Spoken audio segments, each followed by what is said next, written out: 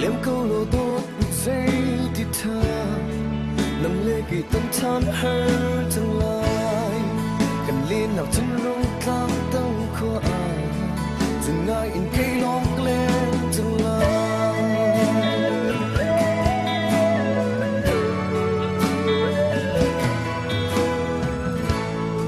chiều chẳng câu tốt dây thì thơ nằm lê kỳ tốt nát vào đi chạy để bung kiểu than gian ngân xe lửa nắng lê kỳ châu nát hơi chẳng lại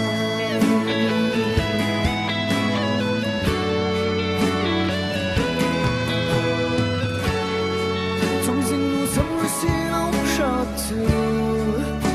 cần thiết riêng mang ai nắng lê kỳ tốt nát chút thứ hơi mặn xe liềm câu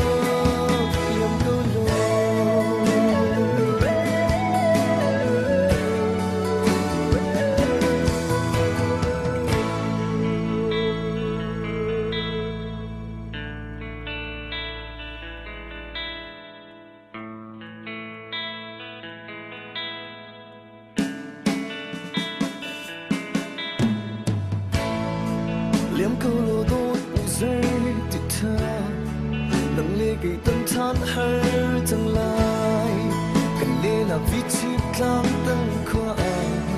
dừng ngay in cây long lên chẳng lại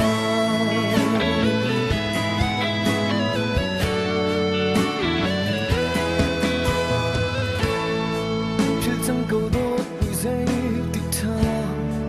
nắng lê kỳ tốt nát vào chạy để bung kiểu than gian ngân xe lửa nắng lê kỳ châu nát hơi chẳng lại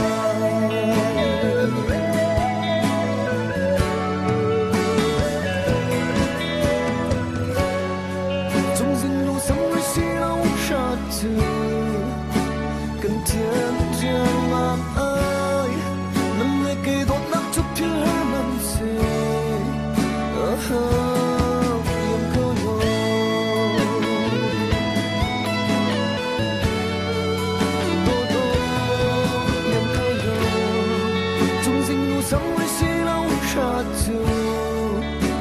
cần thiết riêng mang ai nắng lê kỳ tốt nát chút thứ hơi mặn xe